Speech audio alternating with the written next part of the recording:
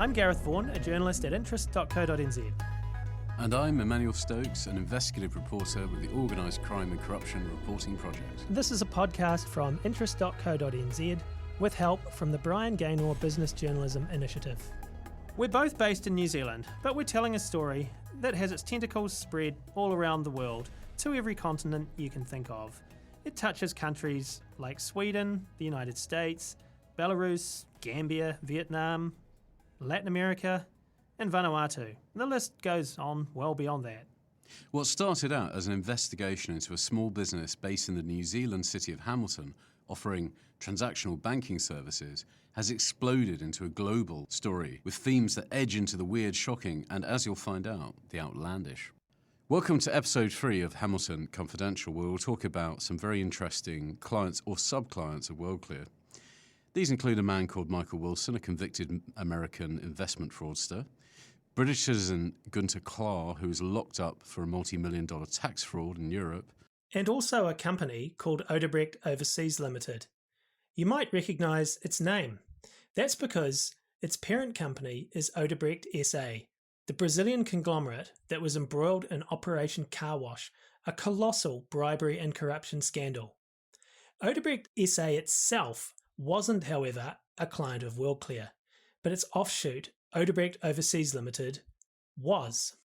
Now, just a reminder, Worldclear was started by Hamilton man David Hillary, and he had 2 other investors from overseas.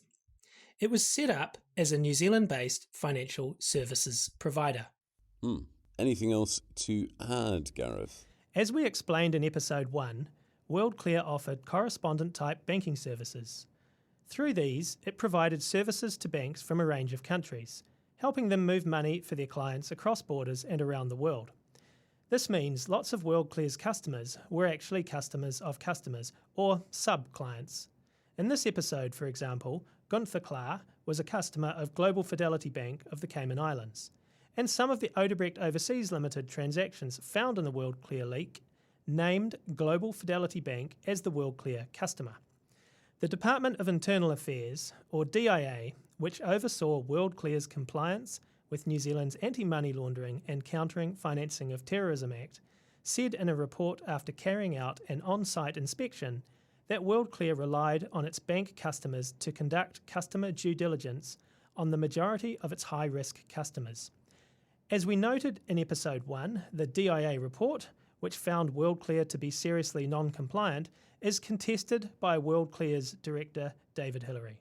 And I must add, there's no evidence to suggest that Worldclear committed crimes or helped facilitate any wrongdoing by processing payments for them. So, Manny, we've got some of Worldclear's really intriguing customers to talk about. Yes, indeed. So, Michael Wilson, Gunter Klaar, Odebrecht Overseas Limited. These were ones that really jumped out at us, I think, weren't they, when we were looking through the data?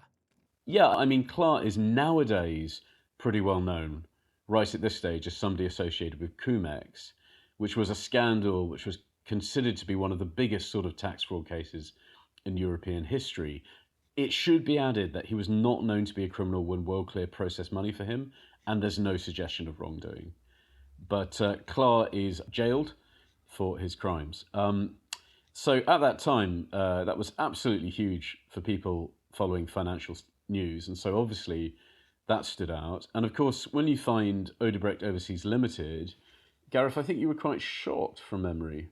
Yeah, I was, especially the name and the timing of the transactions. It just really, I found it really quite startling. And also the fact that they went into an account that one of Worldclear's subsidiaries had with ANZ, which is New Zealand's biggest bank, of course. So I was really quite gobsmacked, actually, when I saw that.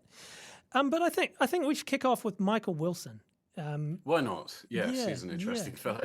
He sure is. He sure is. So to begin with, so he hails from the town of Hamburg, which is in New York State, not far from Buffalo, the capital city, and not that far from the Niagara Falls either. So pretty close to the Canadian border, which will come in quite handy to him later in this story. So Michael Wilson was charged with wire fraud, money laundering, and conspiracy in 2010, so some time ago now, when he was aged just 23, and he had been at it for some time already.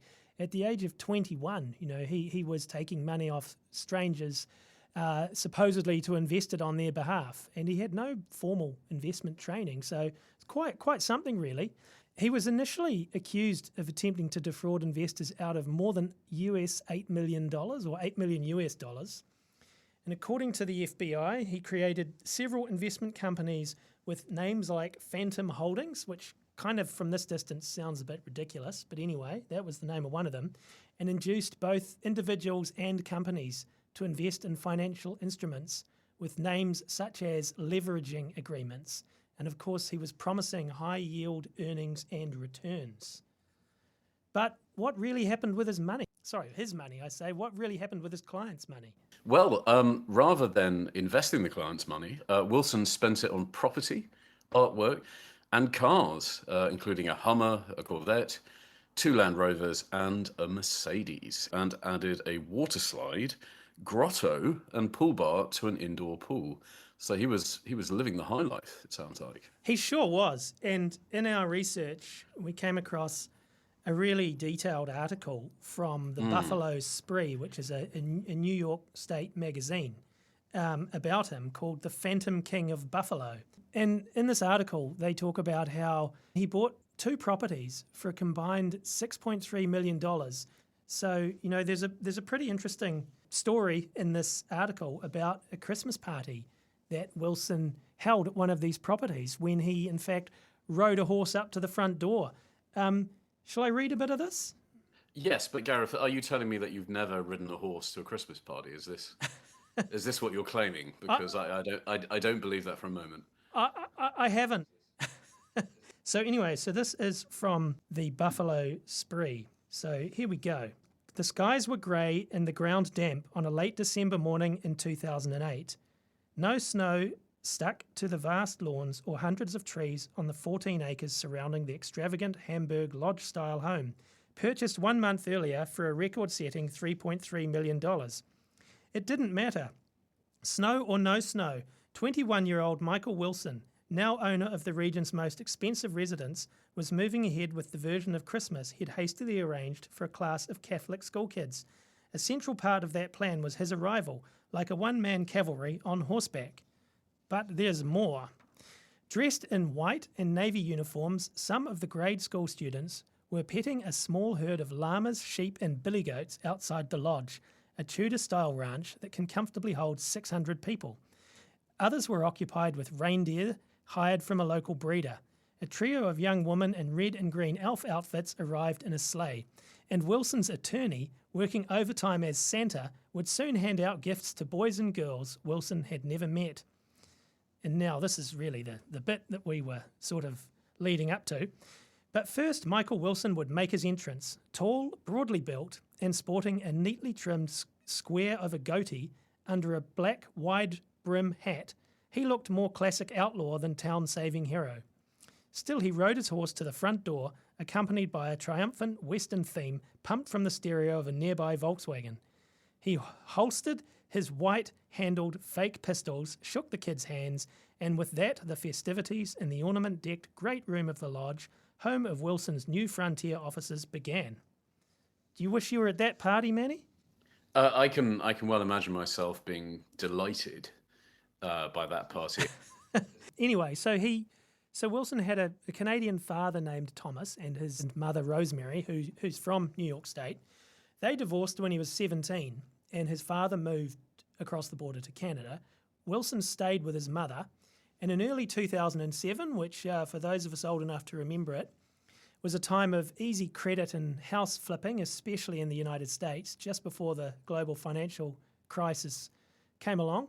He borrowed $463,794, according to the Buffalo Spree, on 4 properties that were bought for $247,600. So if you do the maths there, the leverage is pretty high.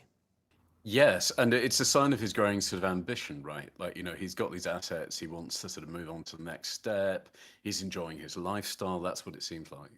Definitely. So you want to tell us about his pitches to investors? His pitches to investors included finding overseas businesses and projects needing money that were willing to pay significant interest and bonuses. Referrals and networking seemed to be the source of most of his clients. According to the FBI, there was a person essential to Wilson's operation named George Poseidus, to whom investors often spoke.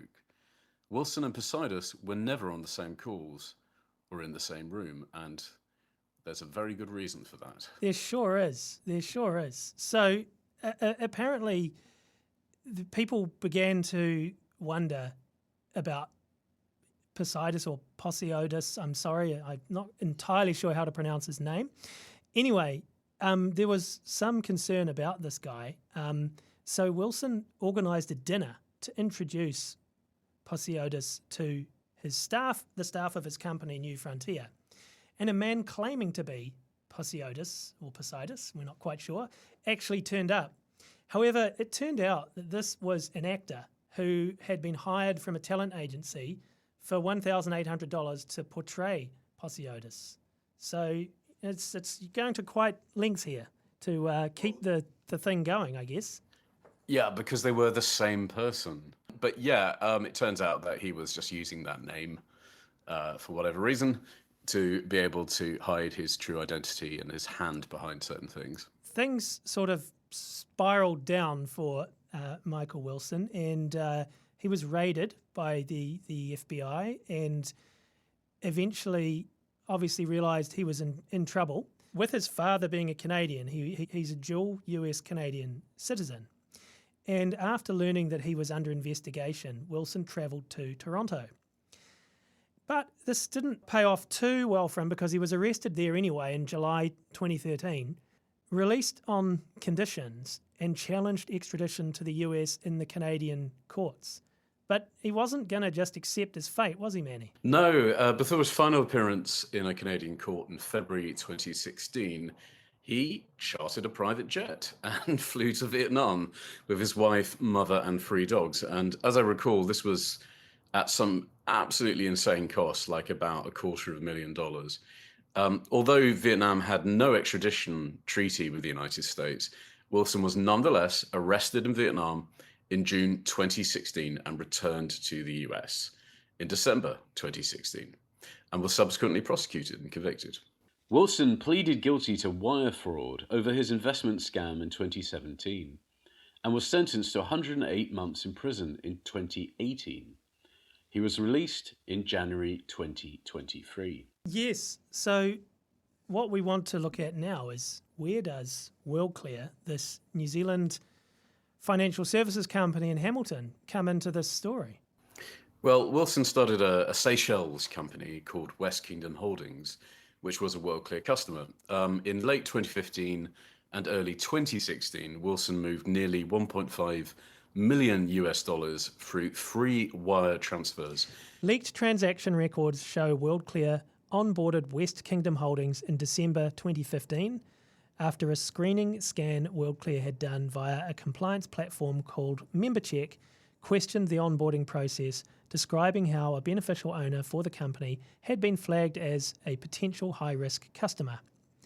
Wilson had not yet been convicted by that time, but it was a matter of public record that he had been indicted on multiple charges of wire fraud. His brother had already been sentenced for his role in the fraud. Asked about the MemberCheck scan, Worldclear founder Hillary said it had been referred to him for assessment and he had asked for further information, including a Canadian criminal record check that did not show any conviction. Hillary said he had incorrectly concluded that the Worldclear applicant was not the same person as the one who had been flagged. Hillary said Worldclear did not knowingly or recklessly carry out any transactions for Mr. Wilson or his company, well believing or suspecting that he was the person referred to in the MemberCheck flag or that he had been accused of, involved in, or charged with financial crimes. Hillary said that once Worldclear received further information linking Wilson to investment frauds, Worldclear did not provide any further services to Wilson, either directly or through any associated entity. So Gareth, any more info on that? So in the USA versus Michael Wilson court case, Worldclear's name comes up.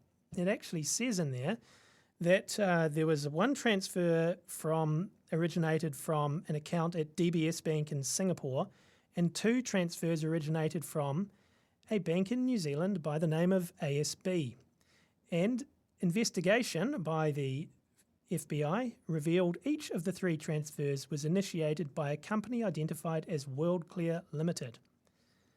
And they go on to say that they believe the use of Worldclear aided in disguising the true source of the funds transferred, and that Wilson's use of Worldclear facilitated concealing the actual source of the funds transferred.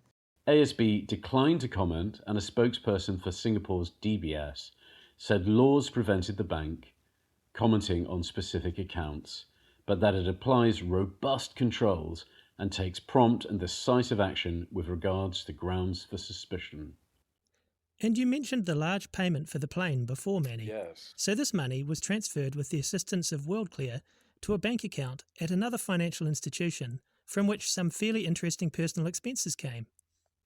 Yes, indeed, Gareth. So in court filings, the US authorities said money moved through Worldclear was subsequently used to make a US $255,000 payment to a jet management service in Canada in January 2016, allowing Wilson, his mother, his wife, and dogs to flee Canada for Vietnam. There was also a $18,000 down payment for real estate in Vietnam and a US $70,000 payment to a Vietnamese real estate developer. We've actually got some comments from Worldclear's managing director, David Hillary, from the leak, where he talks about Michael Wilson. Comments made years after the transactions were made. By way of explanation, he says while there is evidence that Wilson was a fraudster and the funds he sent through Worldclear appear to have been proceeds of his investment frauds, he says that those funds had already been successfully laundered through a bank before any of the money was sent through Worldclear. He also says by the time Worldclear discovered Wilson's true background, they closed his accounts. What he's saying in that document is that they were basically burned, they were deceived by Michael Wilson, and that they weren't aware that he was a criminal. But certainly this was somebody who was using Worldclear, as the FBI documents show, while he was doing very bad things. So in terms of the comment that Hillary made about the money had been laundered elsewhere before it came to us, our anti-money laundering barrister and solicitor Fiona Hall, who we've spoken with and who we shared documents with, says that doesn't mean Wilson's money was now clean. So, I mean, what? Because they've been laundered through another bank, we don't mind that they're laundered through us? That sort of seems to be the attitude. They've been washed clean somehow by being laundered, so we don't have to do anything. I mean, that's a pretty bold statement to write in a document. You know, it's not one thing to say it maybe to your staff member where it's not recorded, but this has been, you know. You clearly that you are really surprised that they would say that. I mean, that money is. Would you consider that money to still be dirty? Absolutely, absolutely, still dirty. I mean, it doesn't suddenly become clean. Its origination is from crime, and that's where it stays. So. That was anti-money laundering barrister and solicitor Fiona Hall. Okay, so Manny, what happened to Wilson? Well, in 2018, he was convicted for defrauding investors out of $10 million and sentenced to 9 years in prison. He was indeed convicted, and in a 2018 US Department of Justice press release, US Attorney James P. Kennedy Jr. said despite his efforts to flee and to hide, Michael Wilson was ultimately unable to outrun or escape his criminal past. Although his fraud and dishonesty gave him temporary possession of luxury items, including residences around the globe, fancy cars and expensive works of art, the one thing that he will be able to hold on to the longest will be the bars of his jail cell. Rather a dramatic statement there. We should note here that there were the 2 other people who went down with Wilson of note, one being his younger brother William, who was convicted of aiding and abetting Michael and was sentenced to 18 months probation, and fascinatingly, a man called Daniel Rice, a retired Boston police detective who was convicted of aiding and abetting Wilson in the defrauding of investors and sentenced to 3 months home confinement plus 2 years supervised release. Shall we move on to Gunther Klar? I would love to move on to Mr. Klar. Yes. This is a somewhat different story, but also a pretty interesting one. So, who was he? Well, he was a British hedge fund trader who was convicted of fraud in 2024 and was found guilty of swindling the Danish state out of 320 million kroner, which is about 86 million New Zealand dollars. That took place between 2012 and 2015 through what's called the dividend tax refund fraud, applications based on fictitious share trades. So he would kind of double dip, where he would get tax refunds that he wasn't entitled to, except that it was done on a fairly systematic scale. Yeah, and he was arrested in 2019. So he's actually a dual British and Brazilian citizen, and Klar studied mathematics at Oxford University and trained as a chartered accountant. He then started working for Deloitte's tax department in London in 1997. And he subsequently worked in the tax departments of Shell and, fascinatingly, given what was to come, Enron. So for those who are old enough to remember, Enron was a Houston-based energy company that collapsed in 2001 with major accounting fraud emerging. I mean, it was a massive, massive story at the time. Huge. But we don't have any evidence or suggestions here that Klar was involved in anything untoward in his Enron days.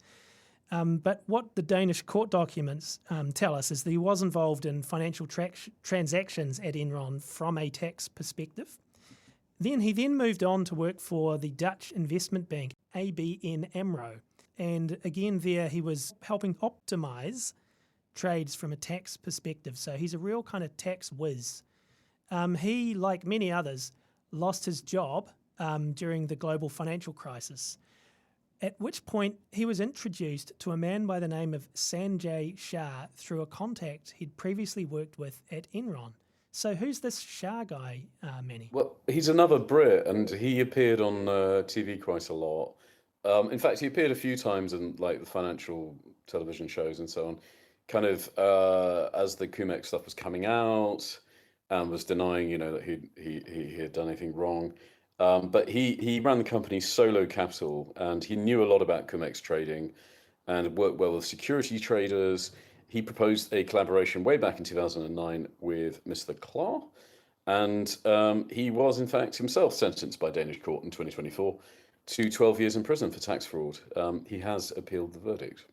Yeah, so Klar worked with Shah until 2011, and then he founded his own company called Salgado Capital in 2012.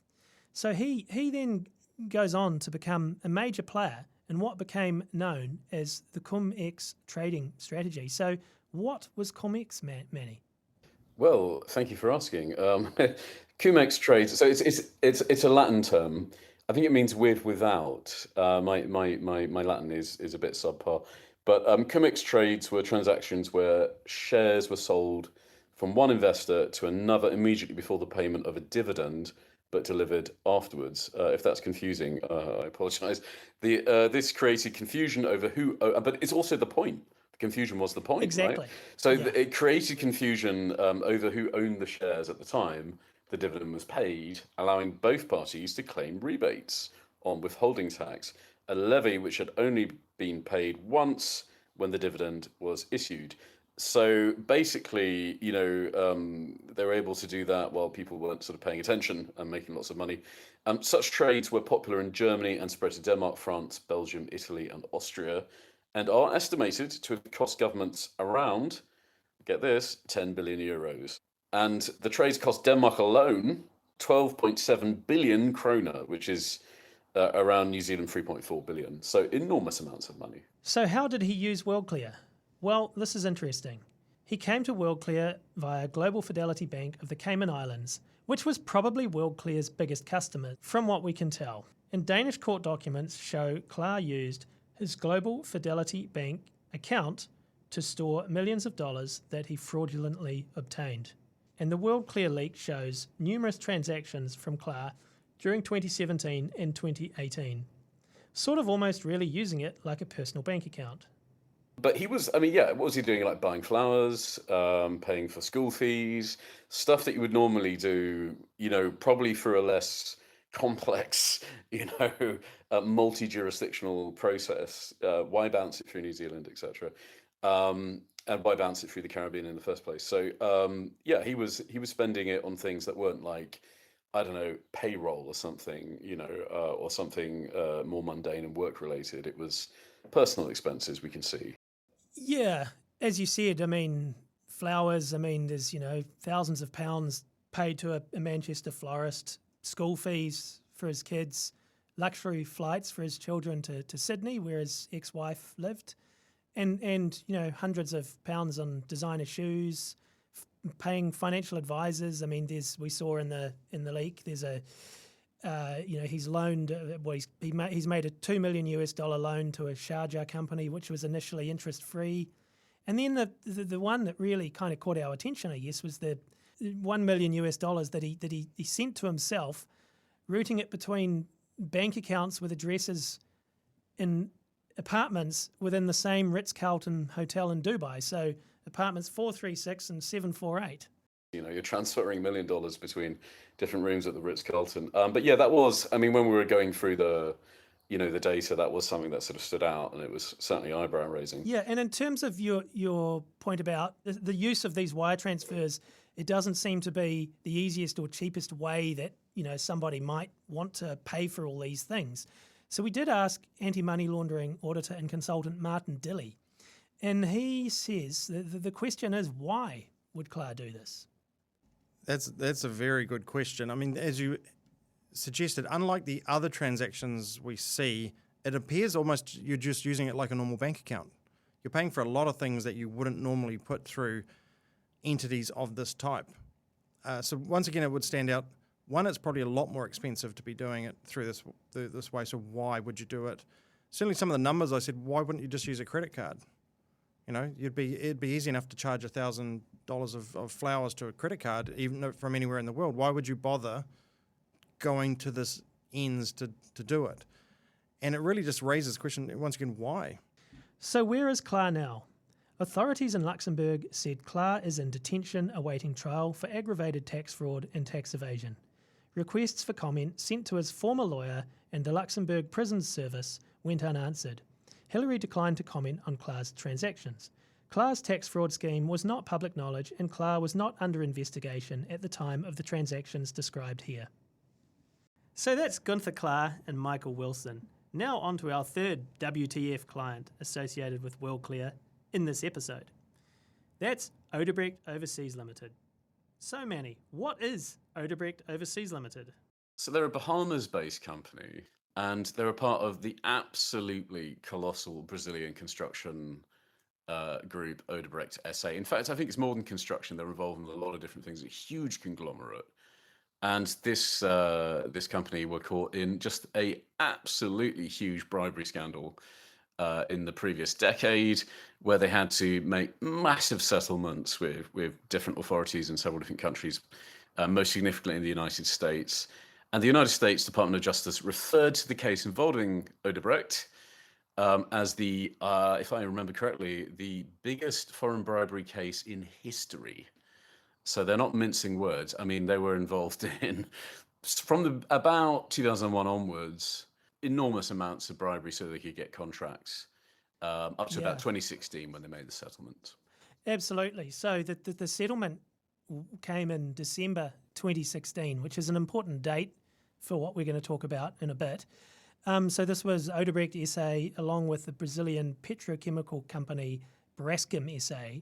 So they pleaded guilty and agreed to pay a combined total penalty of $3.5 billion following charges from authorities in the United States, Brazil and Switzerland relating to schemes to pay hundreds of millions of dollars worth of bribes to government officials all around the world. So this followed what was known as Operation Car Wash. I'm not quite brave enough to attempt the Portuguese version of that. Manny, I don't know if you are. Operação Lava Jato. That's the one. Maybe. So this was a series of investigations undertaken by Brazilian police, which started with the probe of a small car wash in Brasilia over alleged money laundering. And it just escalated and cascaded from there. I mean, it had enormous political consequences in terms of leading to massive protest movements. It contributed, many people say, to the eventual fall of Dilma Rousseff, who was the Brazilian president. There were several kind of senior Latin American politicians who were caught up in this and eventually saw their sort of careers truncated because of the revelations. And it just prompted an enormous amount of debate. Exactly.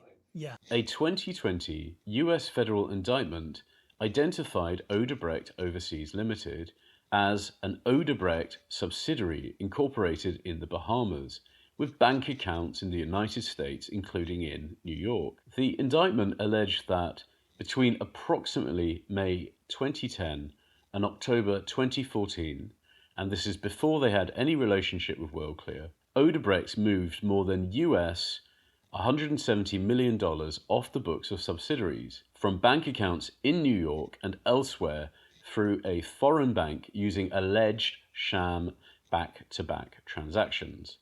According to the indictment, the transactions were intended to reduce Odebrecht's tax obligations in Brazil and conceal Odebrecht's ownership of the funds.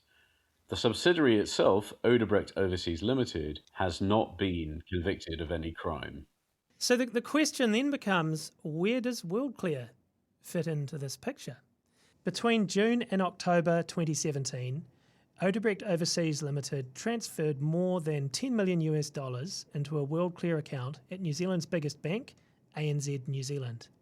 Internal spreadsheets from the Worldclear League show that the money was to be transferred to a recruitment company. Odebrecht, now known as Novanor, did not respond to a request for comment. ANZ New Zealand said it could not comment in detail due to client confidentiality requirements, but that it has robust policies and systems in place to ensure it complies with anti-money laundering obligations.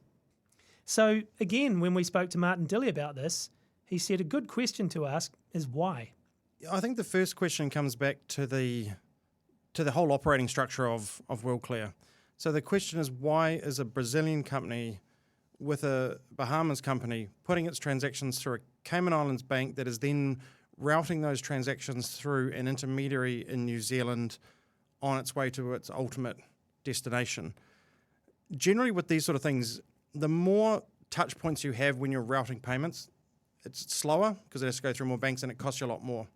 Generally speaking, with payment routing, you go the quickest route you can and the cheapest route, which is generally also the cheapest route you can. So the starting point is, well, the why. Why would this entity be doing it through here? And I don't think we've necessarily got a clear answer to that. So we also asked Martin Dilley and Fiona Hall how ANZ should have, and probably did react, seeing transactions involving Odebrecht Overseas Limited at this time. In terms of what ANZ seeing these transactions, now I don't think you would have put an automatic stop to them, in my view. You generally would have that for things like potential sanctions breaches, so to block a payment. Although you potentially could if it was potentially well known. It will come down to whether their screening databases were looking for these particular terms. That said, the AML Act is very much based on reporting suspicion, not necessarily always stopping it. I think having had a look at the payments that have arrived in that account, and in the context of the other activity in that account, I would be very surprised if this didn't set off alerts in ANZ's transaction monitoring system, and certainly higher risk alerts given the nature of the transactions, the size, the value, and the entities they were coming from. So I would think that would then spur an investigation on behalf of ANZ as to why that client was dealing with those entities, what those transactions were, what is the evidence behind them. But the ultimate fact is we won't know what ANZ's ultimate goal was, because if they did in fact file a suspicious activity report with the Financial Intelligence Unit, legally they can't tell us that. We can only assume that, yes, it would be very likely, given what they've seen, that the investigation should have brought up these links, and there should have been a lot of questions going back to Worldclear about the nature of these transactions. And I think the focus there is on the word transactions. It's not necessarily the name of the customer that would have driven that initial alert. it's, in my view, more likely to have been their transaction monitoring rules, maybe around amounts and things, and that would have led them to look at the transactions, and then they would have found out the parties, and then they would have started looking even further. But they wouldn't necessarily have just had an alert out on that name to raise something, because it's not like a smaller reporting entity where they are doing a lot of manual monitoring. This won't be manual. So it's unlikely, I think, that an alert would have come up on the name, because there wouldn't have been a sanction on them as such. But I think I think the nature of the transactions would have meant they should have been looking closer at them, and then they should have worked it out. They may have got something in the nature of what you call a bad press hit. Oh, yes. So potentially, if they're, once again, assuming their databases are all up to date, you certainly hope so for an organisation of that size, they may have also flagged in this as part of that. That said, I don't think they necessarily would have automatically blocked on the basis of bad press, but they certainly would have flagged an alert for investigation. And it just depends again on that timing, because it was what you said, 2016. December 2016 was the big US Department of Justice announcement about the settlement. And when was the ANZ? The transactions were through Worldclear into the ANZ account from mid-2017 to late 2017. So it's still quite close. So really it was close enough probably for that bad press maybe. Yeah, so maybe they should have picked it up from that. But again, it depends on the seniority of the staff at the ANZ looking at these things and necessarily knowing, I guess. So that was Fiona Hall and Martin Dilley. They're anti-money laundering experts who were provided details of Worldclear's transactions. And then, Manny, obviously the US Department of Justice is an important player in this particular story. So where do they fit in?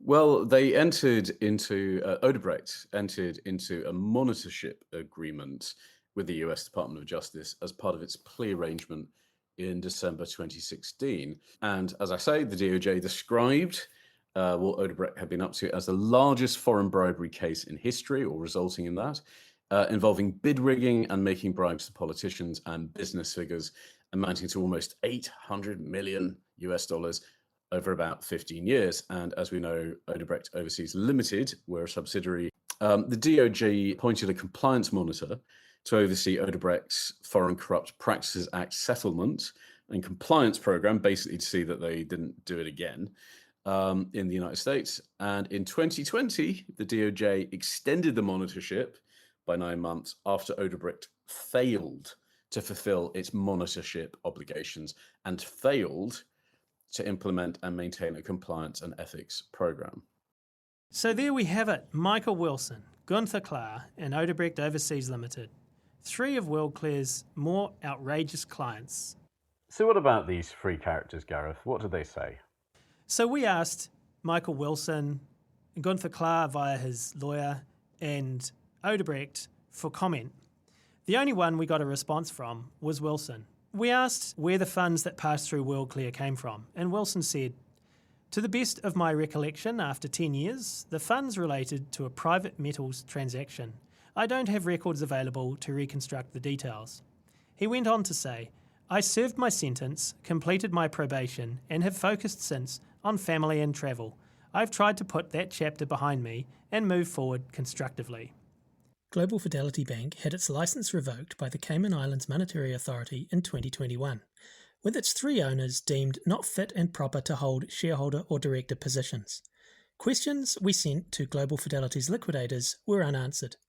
And, by the way, we also asked David Hillary about these customers or clients of Worldclear's. And here's what he said. The fact that a customer or transaction may be characterised as high risk does not support and should not be used to imply that Worldclear or I knowingly or recklessly facilitated criminal offending, designed or operated services to evade compliance controls, or acted for the purpose of concealing the source, destination or beneficial connection of illicit funds. I do not confirm, admit, or otherwise comment on your detailed allegations concerning particular customers, transactions, or business relationships. Well, look, they're all really interesting examples, aren't they? I mean, Michael Wilson, Gunther Klaar, and Odebrecht Overseas Limited. quite stunning stories in their own right, and I think. Yeah, and I think the question that keeps coming up, and we just don't know the answer to it, and so there's no point in speculating. But is how all of these, the Global Fidelity Bank, which was the direct client of Worldclear, brought these sub-clients to them, or how they heard of Worldclear in the first place. Not Michael Wilson. He came in through the front door. That's right, exactly right, with West Kingdom Holdings. But how did any of these guys find out about Worldclear? And we just don't know. So that remains an interesting question mark, and how they ended up basically moving things, in one way or another through New Zealand, rather than I don't know, some other part of the world. So what's coming up in episode 4? Well, we talked to journalists in Belarus and Lithuania who partnered with us on the project. One of those journalists works in exile, and they talk about the Belarusian dictator Lukashenko and how he impacts their work, and also about a particular oligarch who, in fact, moved some money through Worldclear, that's Alexei Alexin, and other people in the region. Being a Belarusian investigative journalist means working under conditions where truth itself has become a form of resistance. Most independent media outlets were shut down or forced to move into exile, including our team at the Belarusian Investigative Center. The government labeled us extremists. It means working in exile, and as soon as you reveal your name or your face, your families will be threatened and they will be persecuted. That's a brave and inspiring story. It's just a completely different world, isn't it? I'm Gareth Vaughan from interest.co.nz. And I'm Emmanuel Stokes from the Organised Crime and Corruption Reporting Project. Interest.co.nz is grateful for funding support from the Brian Gaynor Business Journalism Initiative in bringing this project to fruition.